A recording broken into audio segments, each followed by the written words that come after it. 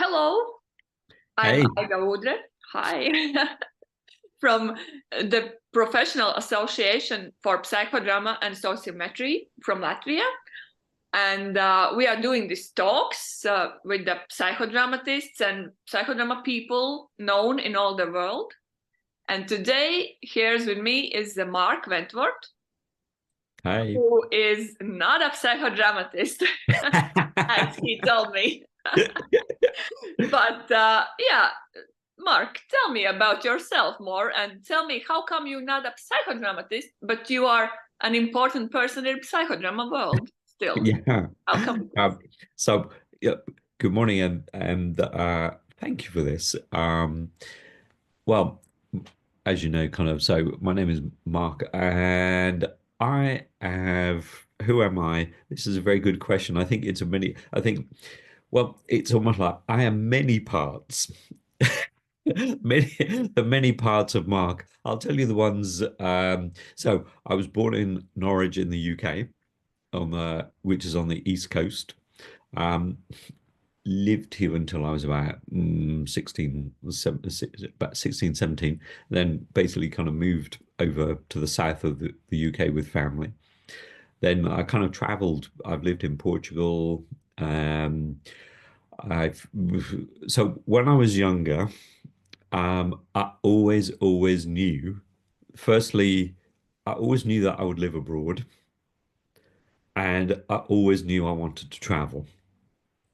I didn't know how that was going to happen, but I knew that was part of my life purpose. But I had no, of course, when you're sort of very young and a child, you don't kind of have that sense of put it in terms of life purpose. It's just like, no, this is what I will do. And there was no question about, oh, this is just a dream. It was like, no, there was such certainty that I knew it would be so. Hey, nice. Yeah. And in relation to what I was saying to you is about not being a psychodramatist, but being so involved with psychodrama. Um, so before I knew there was such a thing as psychodrama, um, well, I would say for the majority, for coming up to 40 years now, I've been studying and working with the transformational power of color. You know, it's it's like kind of sometimes what we can't say in the spoken word, we can always say it with color. Yeah, We can say great. so much with color. Yeah. Um, and so that's always been my thing. And then when I was learning, I did a brief training as a makeup artist Mm. in TV and film at Richmond Theatre in London. And I think I was blessed because my teacher at the time, he was just retiring from the film industry. And so he'd worked on all of the, what I could, for me, some of the all-time greats. So he'd worked on, well, firstly, he'd worked on all of the early James Bond films. He'd also worked on the famous film African Queen, and also he'd worked with Marilyn Monroe when she was in the UK. Wow. So it was worth doing the course just Yeah. for his stories. Okay. Yeah. And so I didn't end up doing that, but it was a great because what I loved is talking to people while they were sort of sitting in the chair because it was not AI as it is today. So it was like the old, what I call the old-fashioned prosthetics. So Mm. making people kind of age by giving them face casts and kind of the whole process. So sometimes you'd be with a person for like 3 or 4 hours. So equally, I loved and again, working in the sort of behind the scenes in the theatre. Sometimes when you go into these places and you get this feels really familiar, but I've never been here before. Yeah.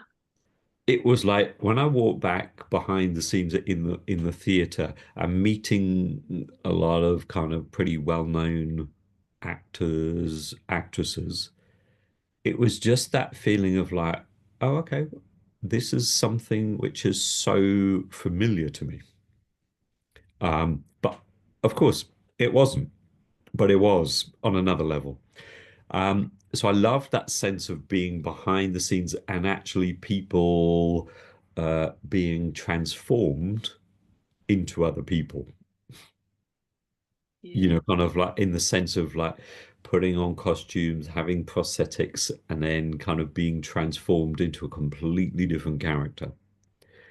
So when it comes to things like film art, I love that whole aspect of when actresses talk about like method acting, where they really get into the role, into the character.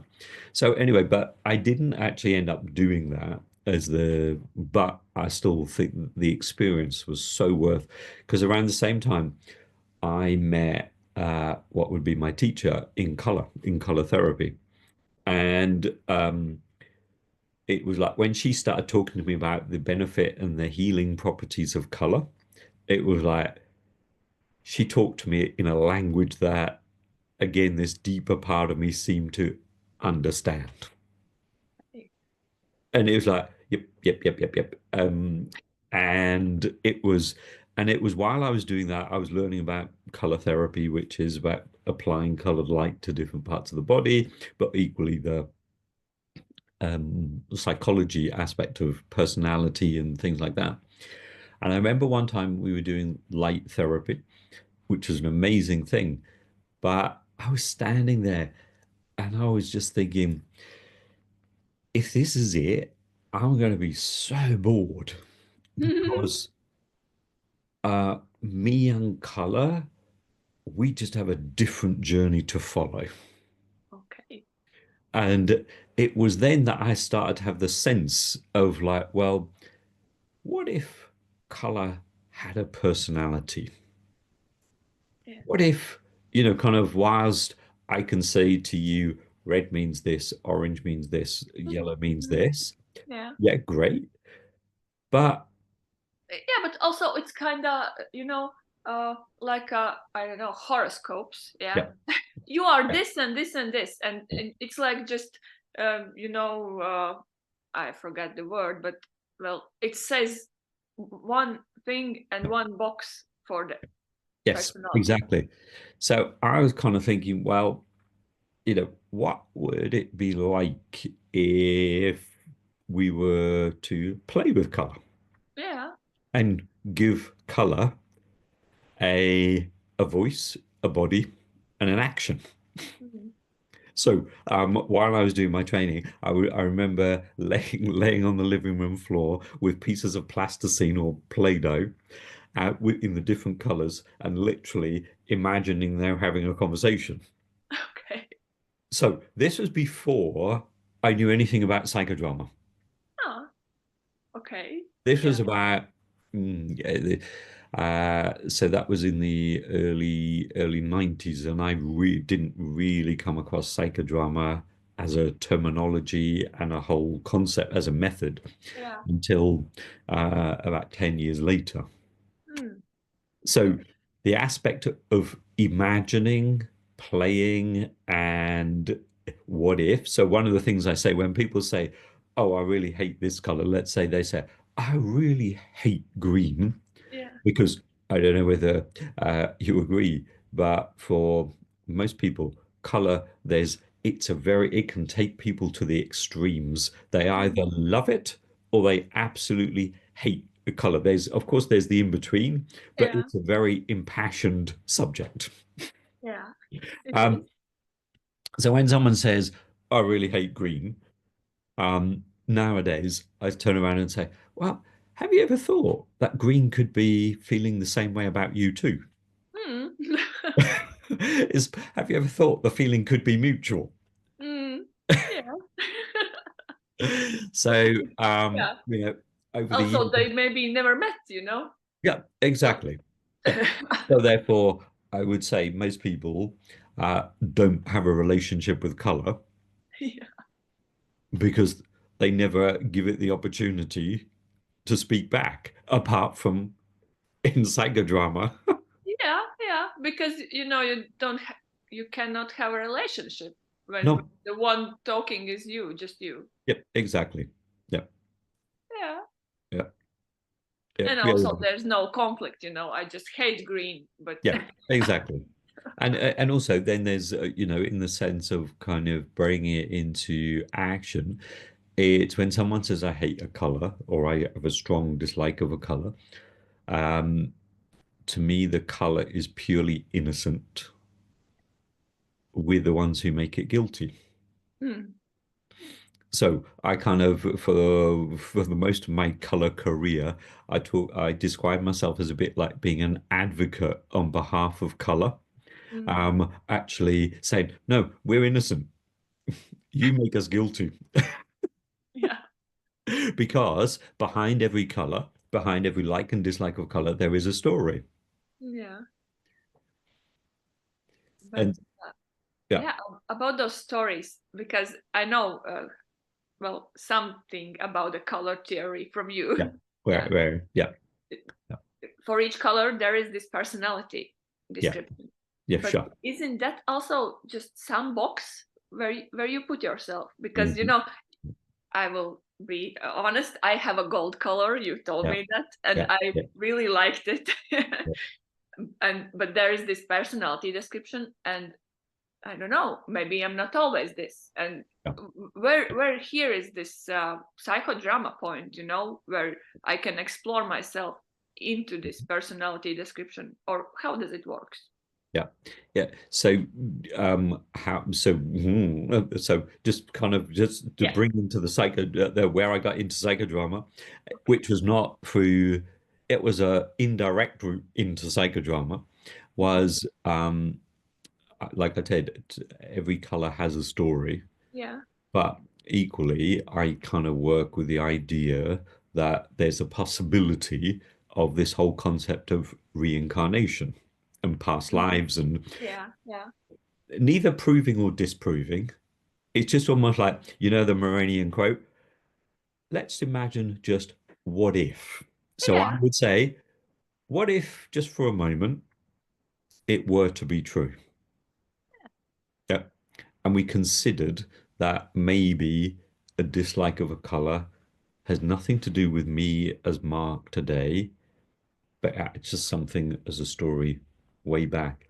And so, in another way, to put it in a mm, transpersonal psychological framework, we might say that what we're doing is with color, we're tapping into Jung's collective unconscious.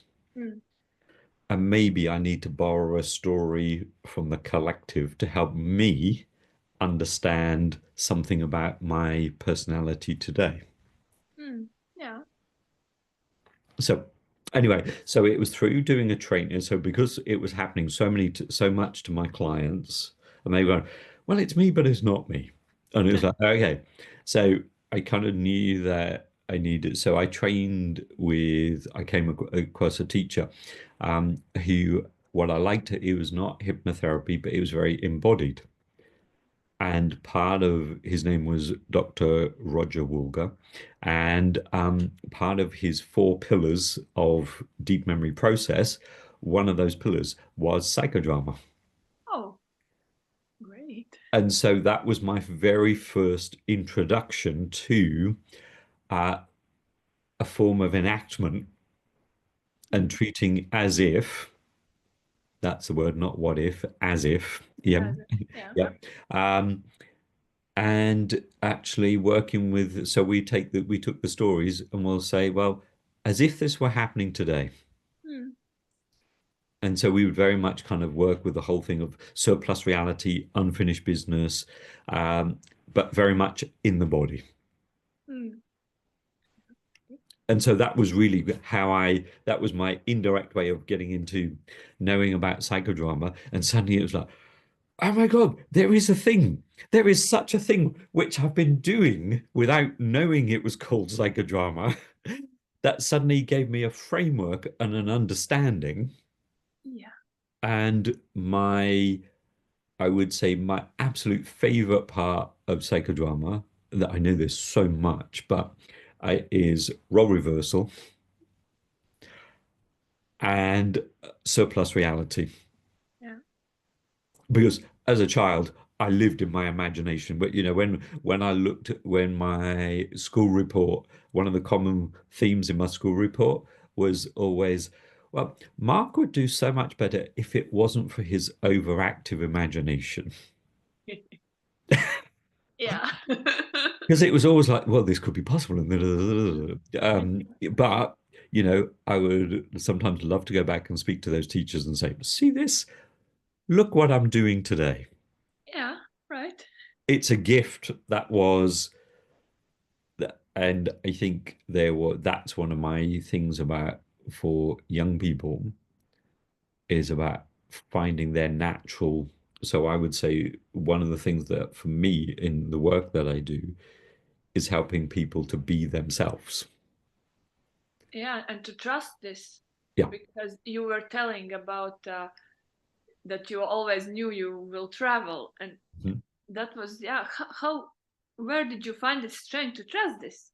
Because I sometimes think I would love to travel a lot, but I just like, okay, but then I have my life, Yeah. the real Yeah. life. Yeah. So it was almost in the sense of just, it was this undescribable innate knowing. Yeah. And it was almost in the sense of just knowing, not about how, it was more a case of when. Mm, yeah. Okay. It was something that if you read about, to me, if we put it in a psychodrama perspective, I Mm, would put it in the terms of what Moreno talked about in the sense of genius. mm, To me, is that part is we're all, I look at that and think we're all born a genius. We're all born with the genius quality. yeah. And to me, that genius quality is about more about who we are born to be. And then what I love equally, I like. Do you know why I liked Moreno and what appeals to me about? Yes, I know he was many many different things, but that's what. In a way, I think it's because he was very real. He was very human. Like all of us, he had sort of an amazing talent, but equally there was a few kind of challenges in his, you know. But to me, that's what made him human, and equally you can see the genius. Yeah. But what I loved about him is about, I think is it on his epitaph? It says, "Here lies the man who brought laughter back into psychiatry." And also talking about wanting to take the healing from behind the office, the psychiatrist's door, and back out to the people. Exactly. And to me, that is that gift of giving it back, Yeah. and understanding that you, let's say, we all have that potential. The what's it called? The autonomous healing center. To me, the healing very often means healing. To me, it's sometimes misinterpreted as something that needs to be healed. Mhm. I always think in there is all the gifts of who we were supposed to be. Mm, yeah. I think it's the autonomous healing genius center. Great. Yeah, I would kind of add that bit in. Yeah. Okay, so you met psychodrama, and where did you learn it? What was the next step? Um, so I learned it kind of, or from Roger's perspective in the deep memory process, and then thankfully at the time I was living in Portugal, Mm. and there's a big kind of psychodrama community in sort of Portugal, and I met Manuela Maciel, Yeah. and because she was at the time she was one of the it's a really bizarre thing, but she was one of the students on the one of the training on the regression training. So for a Oh. period of time, I was her supervisor, But then equally, things kind of changed around because also I was hearing and listening to her about aspects of psychodrama, and then I got to attend the very first sociodrama conference. Oh, yeah. And that was also in Lisbon as well. Mm. And then prior to all of that, we were dynamic theatre emerged. Oh, yeah. And then there's this. Yes, then there's this. Then Yeah. there's this. Yeah. Tell, where did it emerge? Let's start from the beginning. Okay, where How did did it? it happen? Because, okay, you started to learn psychodrama. Yeah. Was it Ah, assistant level? Do you have those levels in no, Lisbon? Do they have, or no, it's no. Well, let me another? clarify what I mean. Learn psychodrama. Yeah. Um, okay, so before meeting Manuela, and so literally before any of that, so we have just the timeline goes back a little bit, a couple of a couple of years, and again it was through color, and I was teaching a workshop in the Algarve in southern Portugal. Oh, it was a training, and people were learning about color. And I remember it very clearly because they were all acting red. I said, okay, be red. Yeah. And what I noticed is pretty much the energy in the room was flat, Mm, and people were doing kind of what they thought they should do. yeah. It's like, oh yes, we must be red. We must be all very kind of marching around doing this, doing that, boom. And I was like thinking, yeah, but this is not real. This hasn't got any sort of energy to it. They're just pre pretending, but the energy is not, there's no energy. Yeah.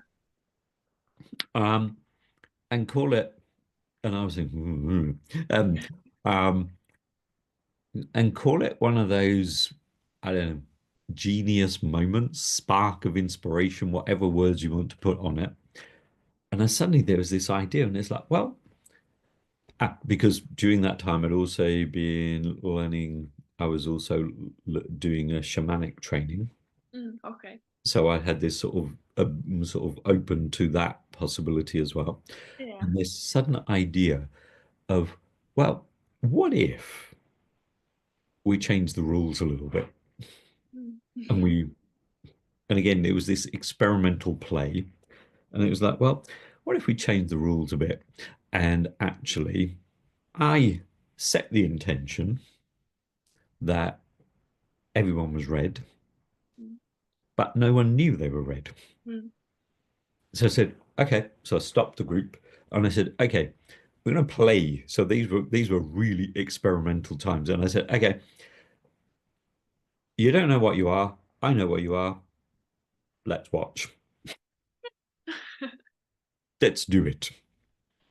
And thankfully, I knew the group because we'd been working together so they were pretty open. And it was incredible because all of a sudden the energy changed. Mm. It was like life had arrived in the group.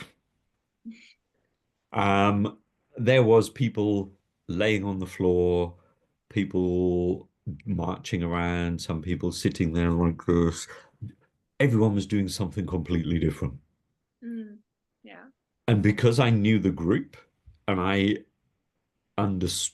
already understood their personal relationships with red, which was why I was a bit frustrated when they were pretending to be red. Yeah. And suddenly it was like, this is it. Mm. This is, and that was the very, very first experience and the beginning of dynamic theatre. That was the very first encounter. And of course, Mm. it wasn't called dynamic theatre then. It was like, oh, this is fun.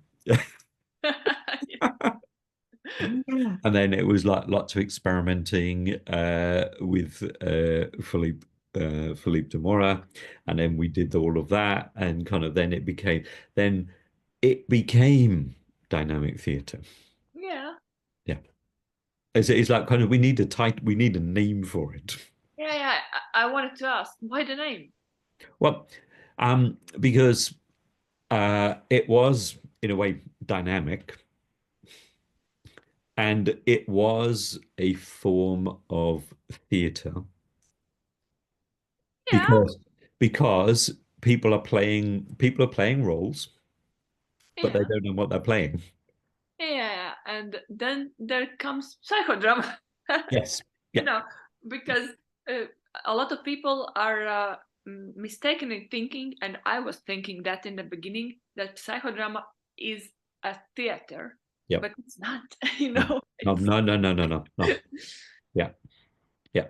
And I think probably here certainly in the UK yeah, and in other places in the world, unfortunately, psychodrama has so many different meanings. yeah, And it doesn't actually, and unfortunately, it's not always in the best way, kind of because it's is sometimes here in the UK, and I know sometimes it's seen in the US, and they oh, the psychodrama, mm, and they use it to reference either a challenging relationship, either in a film plot or in a telenovela, is a soap opera. So it's yeah, used not in its true context, what we yeah, know it as. mm, And also, unfortunately, people hear psycho yeah, drama. And by all means, I'm not suggesting it should be called any psychodrama should have any mm, other name because yeah, it is what it is, but it's almost like trying to overcome that and almost like in a way educate. So I would kind of say, for me, one of the things about in a way with psychodrama is almost like what I try is educate people yeah, because you and I and everyone who works in psychodrama is what I call like preaching to the converted. It's like, yep, we know what that is, but to the lay person, what I call the day-to-day person, mm, mm, yeah, no, yeah. They don't know, and then they go to some stereotype because it sounds psycho and some yes, drama. exactly.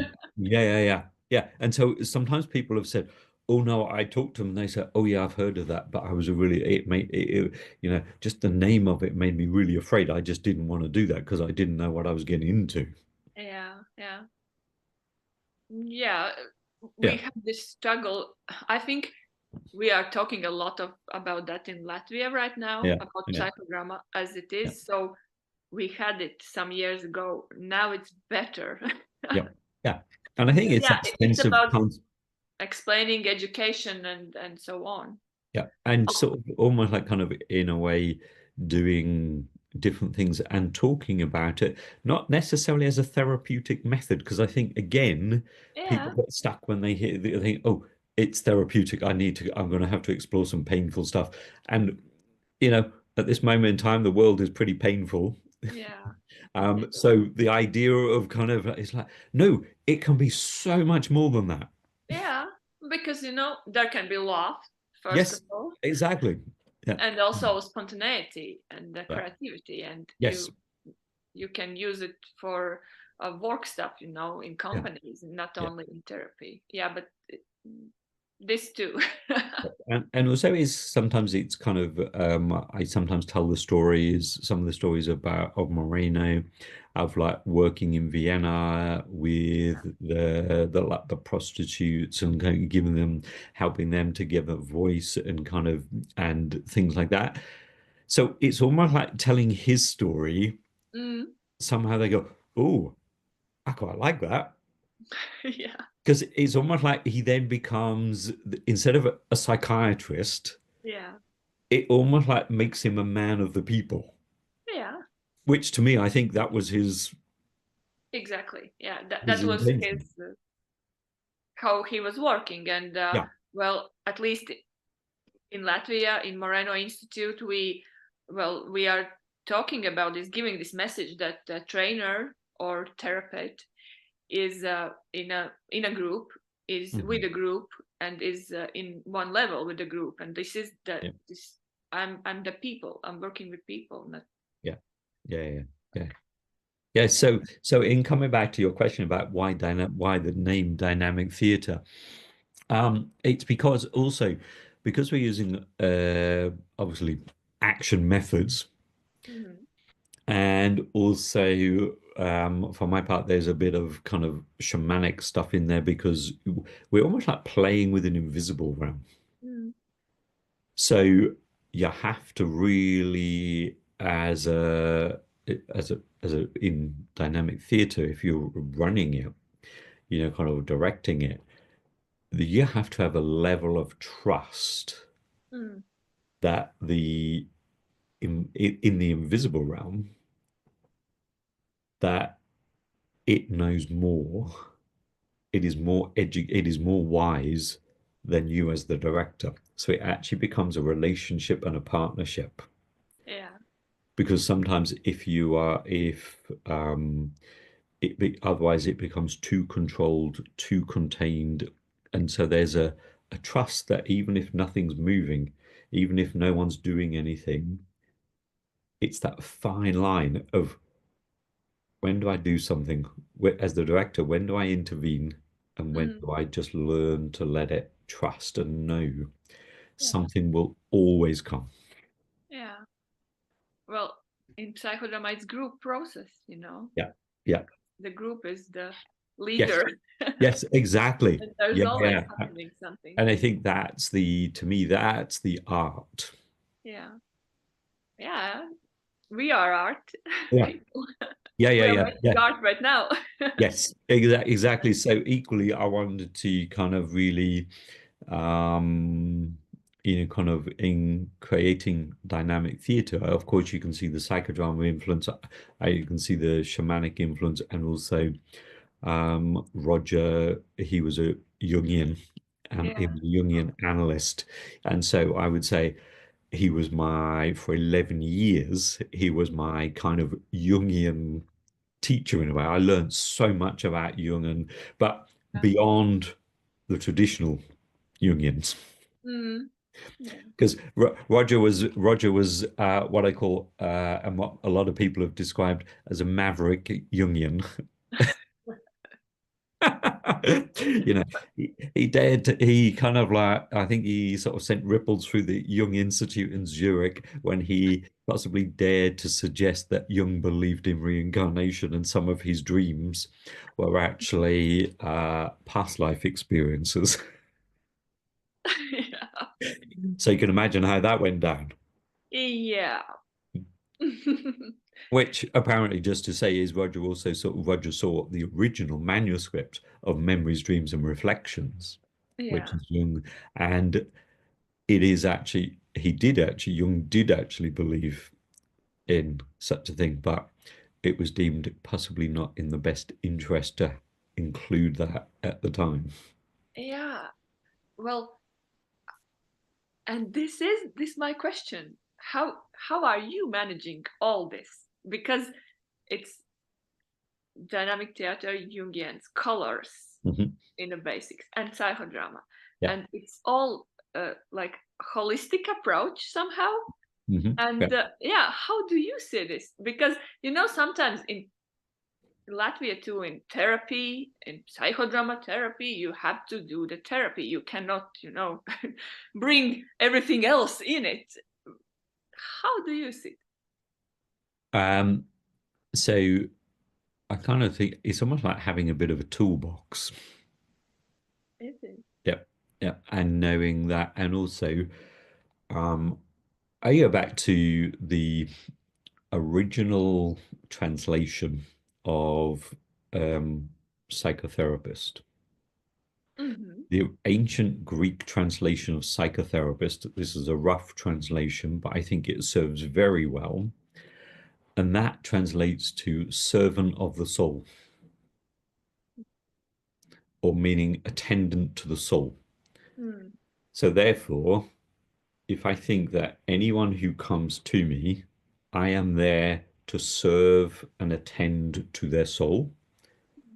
it changes the energy and the dynamics in the session completely. Yeah. Because all the time, like, it's encouraging the person that, like in the autonomous healing center, that they have all the answers, they have the healing for themselves Mm. inside of them. Yeah. And so I always kind of describe it as like, so when people come to a session, I say, well, think of it like this. It's like we get a little bit lost, a little bit foggy, we get a Mm. little bit lost in the fog. And so I describe it as a bit like holding up a signpost Yeah. and say, what about the try this way? So you just take your toolbox. Yeah, yeah. I mean, mainly that toolbox is color. Okay. Yeah, and kind of say over the years, I've kind of woven all of that together and into I put it all together in a framework Yeah. into what I now call Colour Psychodynamics. Because it's kind of again, so it's like the honoring of the dynamic theater, Yeah. aspects of the psychodrama, the color. So, and psychodynamic is pretty Jungian as well. So it's kind of Mhm. everything comes under that format. Yeah. And it is a question that you asked a little while ago. It is I would say it is a typological framework. Yeah. Somehow. Yeah, it is because kind of in everyone has a color. Yeah. And it's that sense of, if you look back and the reason I like typological, and I'm not rigid in it, but Okay. the reason I like typological is because it gives you a certain amount of boundaries, Yeah. safe boundaries. So, kind of, and it's a bit like, let's say, the plant behind you Mm. never tries to be um, never tries to be anything other than that particular shape. Yeah. Yeah, If circumstances does not shape him, yeah, yeah. it doesn't. So then it's almost like, it's a bit like saying a rose never tries to be, I don't know, an orchid. Yeah. Yeah. Okay. So it gives, and also in ancient times, people would always look to their, it's much like we've always, I would say from the beginning of time, we've always looked for ways to understand how we fit in the world Yeah. Of course. Yeah. and how what relation, when I say fit in, is about um, how do I relate to the world and how does the world relate to me? Hmm. Kind of maybe in ancient Greece, they had the gods and goddesses. They would look and they would say, "Oh, you are like this goddess, or you are like this god," Yeah. and then you would kind of be raised and educated in such a way that but it would bring out those natural qualities. So they would watch Mm. behavior and play in a child to see what naturally they were gravitating towards and then focus and bring out those, Mm. which I kind of think is really healthy Yeah. It's great. because, in that sense of, I don't know if it's the same in Latvia, but like here in the UK, if you're really talented at something in school, you have a talent for X, and they'll say, great, but that's great that you have a natural talent for Yeah. this, but let's focus on the other things, see if we can bring them up to the same level. Yeah. Yeah. And it's like, well, no, it's like, teach me the basics of these bits, Yeah. but focus on this bit because Yeah. that's what I'm naturally good at. Yeah. And well, you can get lost from the Yes. natural thing you are good at because you discover, okay, I'm quite good at this thing too, and and then it's not well about the education and about the jobs. It's not like real quality based, but it's okay. I'm quite good at this money thing, so I can do this money thing, but I will never do this my Mhm. initial good thing, Yeah, I mean, But, talking of money thing, I remember like at school learning maths and learning kind of what was it, cosines, sines, and all these kind of different kind of like. And I remember thinking, why I don't, I just know that I'm not. Why am I learning this? Because I just know it's teach me the what I call basic math and teach yeah. me to how to kind of manage the finances of the world, how to save, how to invest, and what I call that bit of finance, Mm. and just let me focus on my active imagination. Find a channel for that. It's so great if you have this really strong thing Yeah, in you, yeah, that you can just know what you need yeah. from the start. But I think most children, because like for example, um, here, and I think it's most in different languages, it comes out the same.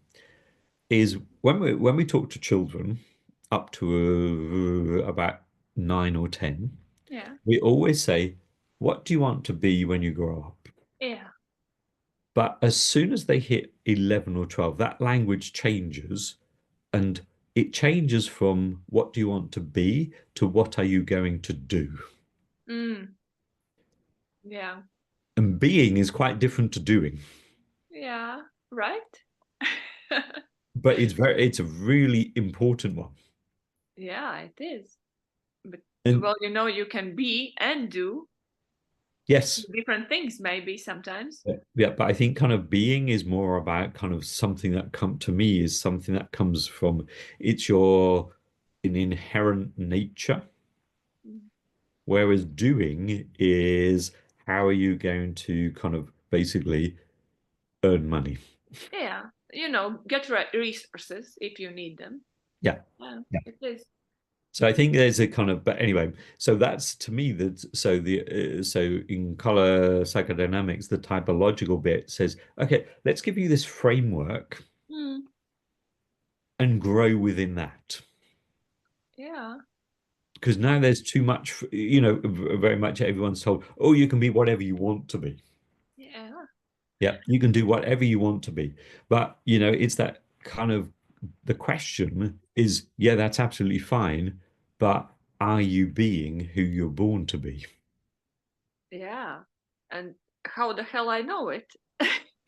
Please, somebody tell me. Yeah, yeah, yeah, yeah, yeah. Well, that's why I kind of, a lot of my clients are kind of at that point and they go, well, I've ticked this box, I've ticked this box, I've ticked this box. Yeah, And now I kind of get the sense of like there has to be something more. yeah. Is there always this color the right one? Yeah. Yeah, And also so in the system there's 9 colors, you yeah, know, but one there'll be one main color, which is your life path color. yeah. Mhm. And it's always real. Like, Yeah. I don't know, no one of your clients said to you, no, I'm not this. I don't feel it. I don't see it in myself. It's not like, Someone was once asking, they said, well, this all sounds because you use kind of, as you know, you use date of birth to kind of yeah. find the, and sometimes people kind of say, oh, that's a little bit new agey, that's a bit woo woo, and all Mm, the rest of it, et cetera, et cetera. And they said, but it's not scientifically proven. Oh, he's not. And I was talking to someone about this, and because I was saying, well, and then she reframed it for me, and she said, well, actually, she said, you've got very good evidence base because you've been doing it for 37, 38 years, mm. and it's always been the same. Yeah, this was my question. Yep. Yep. Yep. There's never, when you talked about, so like your color is gold, kind of you explain those characteristics and those qualities. Yeah, And of course, kind of if we took every color has its own shade and tone. yeah, And so there's so much variations in gold, for example, if we use gold. you know, um, but there's parts of it that are just naturally there. And so, in the sense of kind of, it's just about learning to say, okay, yep, this is me. And it's there. Yeah. And let me just be the best version of that. And of course, we're not just one. We're made up of uh, all the nine colors in different varying ways. And that's what makes up a whole color psychodynamics profile. Okay, yeah. So yeah, that's all day. Yeah, that's the full sort of, then you get a full picture. This is almost like kind of, this is the just working on that one color is my like, this is the ground upon which you stand. This is almost like, it's a bit like saying putting on a pair of gold glasses and saying, yep, this is how I see the world. Yeah. Yeah, okay. But you see all the other shades through the gold, Yeah. There can Yes, be exactly. Yeah. Yeah. goldish blue. Yeah. Gold. Yes, exactly. Yeah, yeah, yeah. Which is a really important thing because then let's say you're gold, Yeah. or let's say someone is gold. And then of course, when you have children, or if you have children or partner or whatever, you're always looking at them through that particular color lens. Hmm. And if they are completely different, let's say at the opposite ends of the spectrum, Yeah. there will be kind of sometimes that's where you see the points of conflict. Yeah. It will look really interesting in home, Yeah, gold exactly. and green Yeah, yeah, or something. exactly. Yeah, yeah, yeah, yeah. So you can understand. So, coming back to what we were saying earlier, to me, it's about building that relationship. So sometimes it's really difficult for people to put into words. Yeah. But, and again, part of my honoring and love of psychodrama and everything that it involves, it probably comes under sociometry, Mm. um, is instead of that, when you do a kind of an atom, a kind of, let's say a family atom, is that, well, I kind of now been for a number of years, been using color atoms. Oh, yeah. So sometimes it's looking at it from a very, very different perspective. So instead of putting mom, dad, parents of Yeah. children, whatever, it's like, okay, let's put their colors on there. Okay. Yeah. And what does it make? Yeah. What do you see there? Oh. Because color in from this perspective is an archetype. So Yeah. what so it's almost like you're kind of like, if you say this is the let's say this is the family, this Mm. is the day-to-day family, Yeah. then of course you have the emotional level, the mental level, and it gets further on. But if you look at it from this perspective of an archetypal level, Yeah. it takes it beyond, it takes it for a period of time. It allows you to look at it from that archetypal perspective to say, okay, there's these people here, but let's look at the archetypal play at work, Yeah. which is a very different perspective. Yeah. It is, which can give a lot to people, Yeah. And it's certainly, I found it really, really beneficial with helping in family dynamics Yeah. and also kind of relationship dynamics as well. Yeah, of course. Yeah. It's a little bit like I learned a little this fairy tale therapy, and then you can write, a fairy tale about Mhm. also archetypes or Yeah. whatever, and Yeah. there this is. Yeah. Yeah. So So you have sometimes, the story there yes, already. exactly. So sometimes it's kind of a lot, sometimes with a group is sometimes it's a lot of fun to actually just write the stories like, in that, like once upon a time, Red walked into a bar and met Green, and Yeah. Green said, and Red went, oh, Yeah. and Orange looked on very knowingly and Yeah. tell me the relationship gossip, and Violet looked on and went, Yeah, that's beautiful. And that's psychodrama, Yeah, yeah, already. yeah, yeah. And Okay. so you can just play a lot with, yeah, Yeah. Play along and see what's yeah, there. yeah. What's, uh, how do you feel in all this psychodrama community?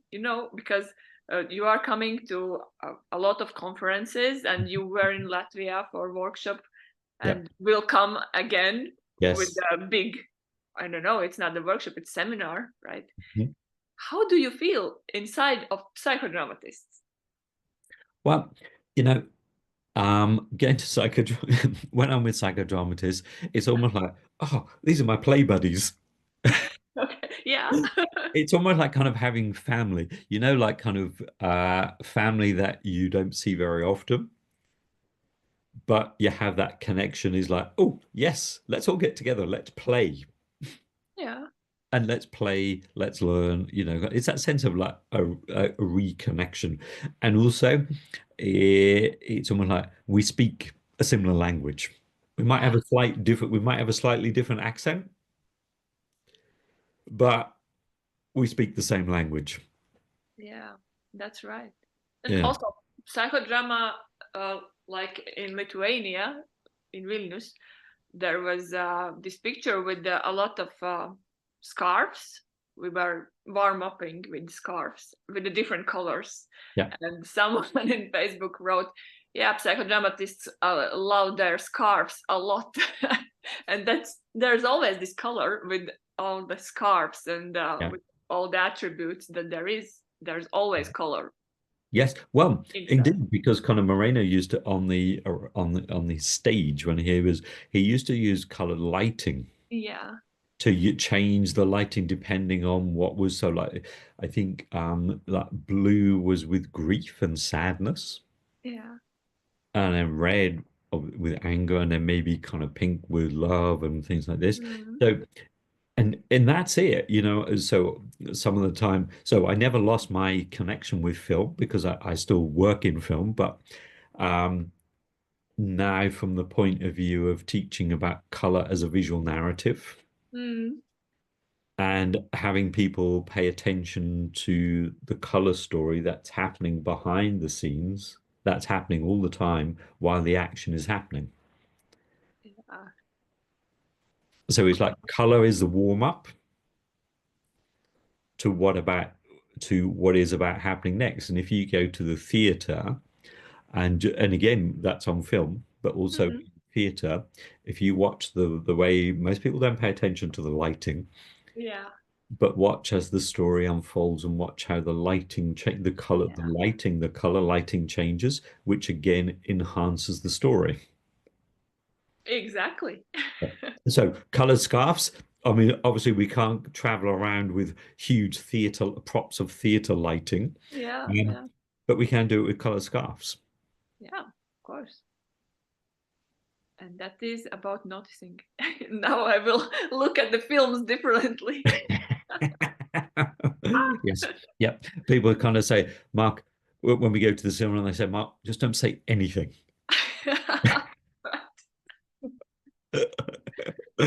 Because Yeah. it's always like, oh yeah, oh that's about to happen next. Is oh, did you see that? Oh yes, you know what's going to happen now. So, what are you? Okay, you're not a psychodramatist. We Yeah. started with this. I have And, heard. and let me just to kind of the reason I'm very clear about that Okay. is because I would say nowadays there's so many things in the world where people just maybe attend something, a very short course. Like I have that all the time. People attend like a 1 day workshop Yeah. or a talk, and all of a sudden they claim to be color experts. Mm. Um, and to me, it's about, in a way, honoring all the people who've invested time, energy, money to become actually recognized psychodramatists. Yeah. So I'm always very clear. That's why it's a bit of a and Mm. thing of mine. And also, if you've read Impromptu Man, Mm. um, oh, Jonathan Moreno Yeah. writes about that actually. Uh, Moreno himself experienced a lot of the times when people would learn something from him, and then they would constantly then take it and make Mm, it something yeah. else. Yeah. And so to me, it's really, I love Moreno had a brilliant term for it. From what I read, it's called creator envy. Mm-hmm. I love that phrase.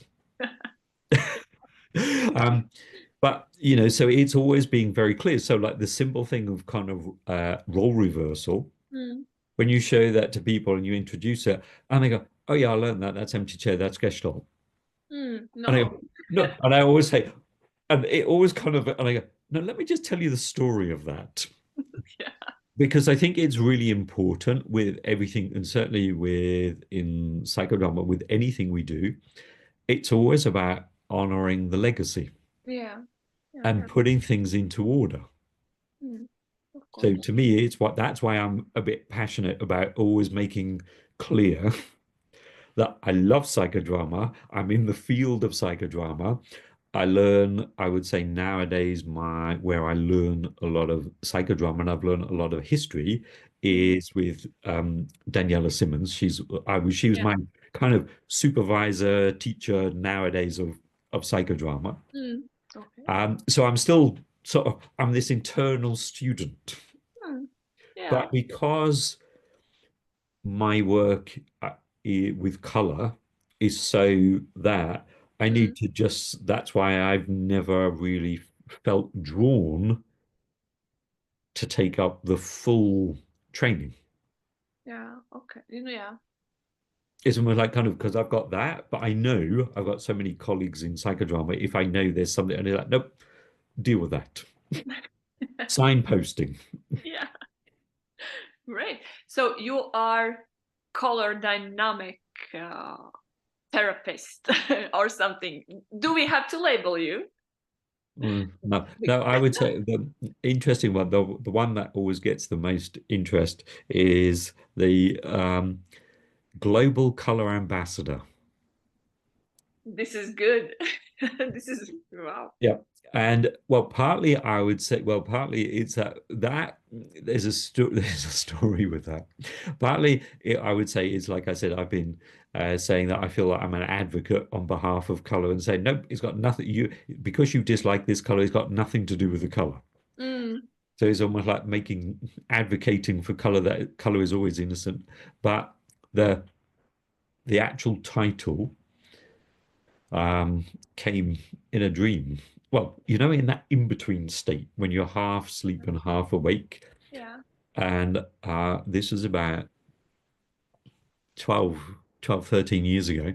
And I was, and this voice just said, well, of course, you are the color ambassador. And it was like, okay. And I woke up with such a kind of like, and I thought, oh my God, there's someone in the apartment. So I was like looking around a bit, sort of, because it was so clear. And then when I spoke to a few friends, they went, yeah, of course. I was like, yeah, and um, but it was that sense of like, who am I to actually be able to give this such to own sort of title? So I Mm, worked with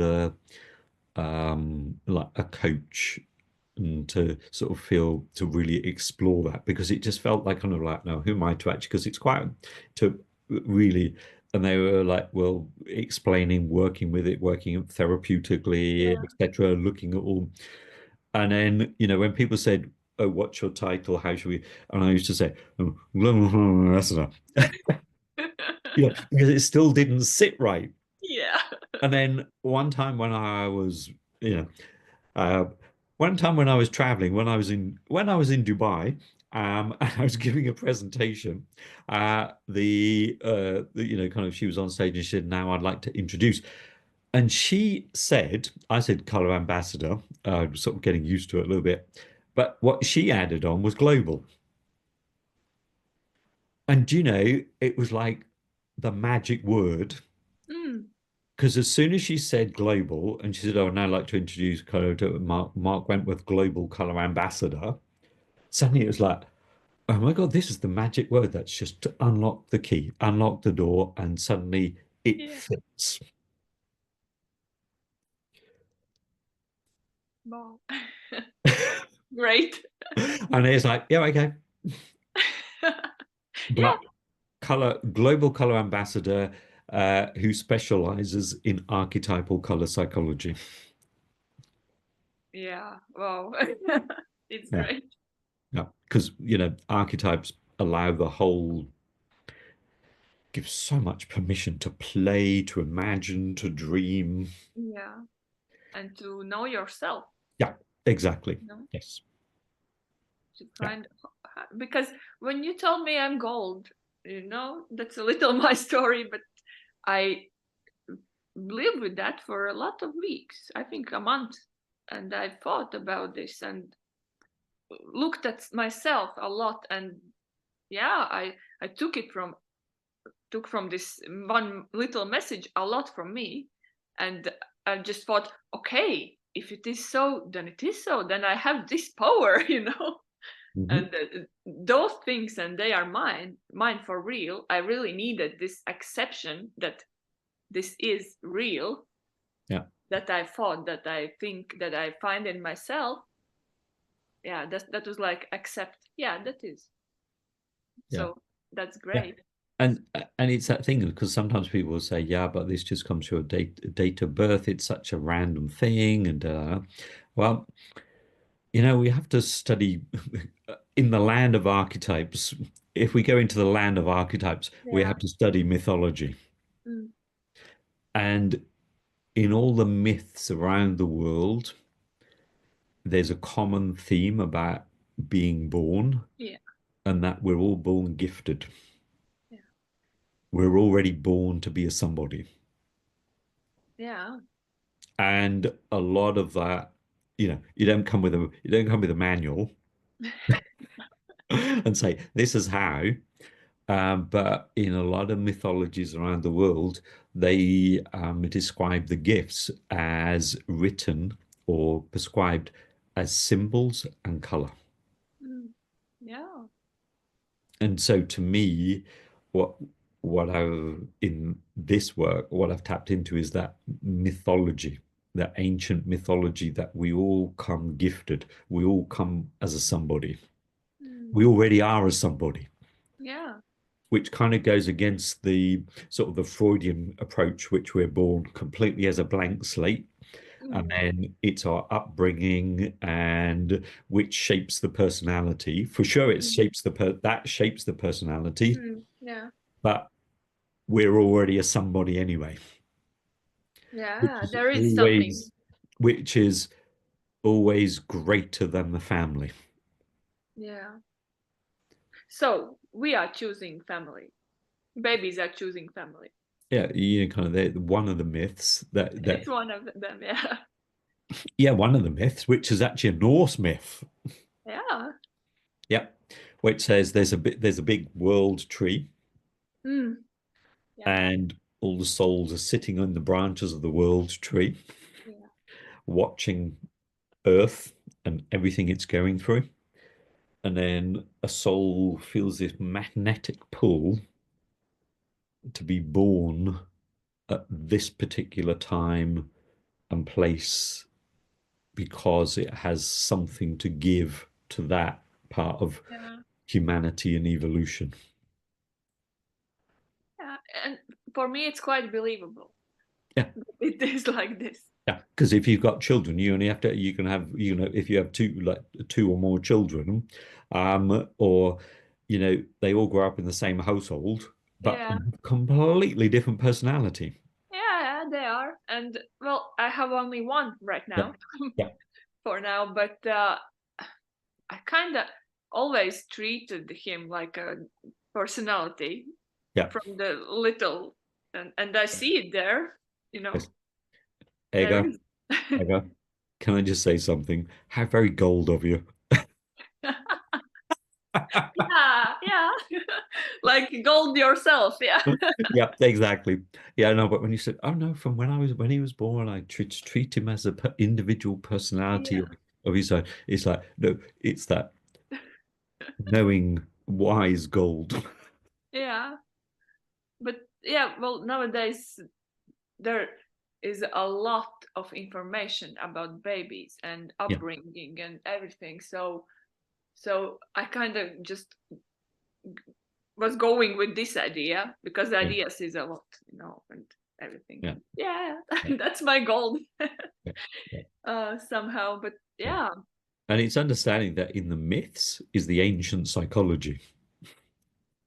yeah, which is still working, Yeah, exactly. obviously. Yeah, yeah. And again, that's why I like psychodrama, because if you follow it all the way back, the roots into Greek theatre, Mm. very often, in the stories of Asclepion.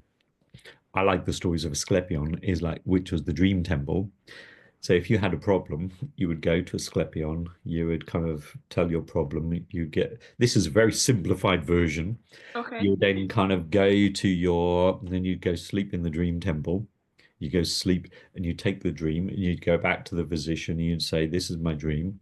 And then the part of your healing was then you would be prescribed a specific play to see, Mm. knowing within that play there'd be a certain point of catharsis which would heal whatever afflicted you.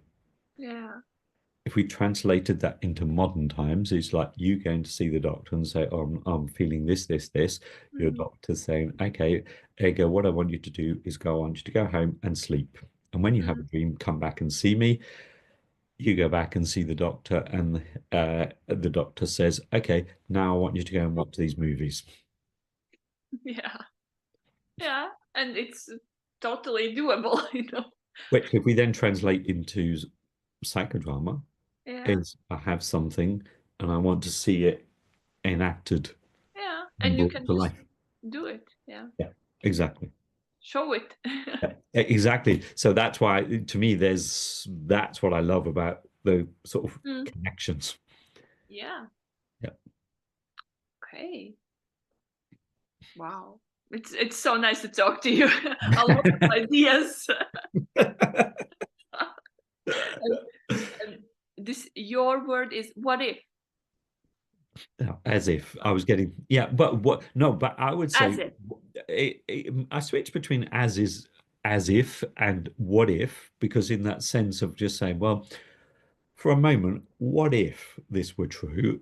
Or let's treat it as if it were true. So, what if, as if? Yeah. Yeah. Well, I kind of see it from through all your story Yeah. from the childhood, as if Yeah. there is this wondering. Yes. Be- Yeah. and Yeah. this is a part of psychodrama, so Yeah. you are born psychodramatist, not just color global color ambassador, which is Yeah. wow, Yeah. very nice title too. Yeah. And also, kind of sometimes in that sense of um, sometimes when you're sort of on the edges of a method, so like kind of let's say not being a psychodramatist, Mm. it gives that permission to almost like talk about it in much more freely and spontaneously. Not saying that you can't talk about it in that way, but it's almost like you can stand on the edge. Yeah, yeah, You can look in, but you can also look out. yeah. That's great. And That's also, in that sense of talking to people. So like there's people, when I meet people, that are not necessarily people who would go or be interested in psychodrama. mm, But by talking to them and giving them an insight into it, they then get curious and they go, "Oh, do you know if there's any in our local town or wherever I am in the world?" yeah. So it's almost like, uh, global color ambassador, advocate for psychodrama. That's the latest title. Yeah, that's a new addition today. Yeah. Okay. So You heard it here first. yeah. Yes. as this newly advocate for psychodrama, Yeah. what would you say for all the psychodramatists, and not just psychodramatists, but well, everybody right now in the world in nowadays? What is this message you would like to give them today? It's more like play more. Remember how it, what, in that sense of, when we watch children play, they're totally free and they're totally into their imagination. A chair, cardboard box, you know, as a parent, you very often kind of get your child kind of something that they've always wanted. They take it out of the box and they go, oh yeah, this is lovely. They play for it a bit and then they spend more time playing with the box. Yeah. Definitely. A box has so many more possibilities to be. So it's kind of like play more kind of, and in psychodrama, it's more like, in a way, it's more like taking it back to Moreno's original message and intention of taking it to the people. Because for me, I would say one of the limitations I see is it's in a confined space. It's almost like, in a way, being out there more beyond the therapeutic. Because to me, psychodrama is not just a therapeutic. It's not just when I've got a problem. Yeah. To me, it is so much more than that. I see it as a methodology to help me coming back to that sense of become who I was born to be. Yeah. That's the beauty of surplus reality, etc. Let me explore that. Yeah. Thank you. Yeah. Okay, Mark. Thank you, thank you, thank you for this beautiful interview. Thank you. And see you in Latvia. Yes. Yes. Yes. Yes.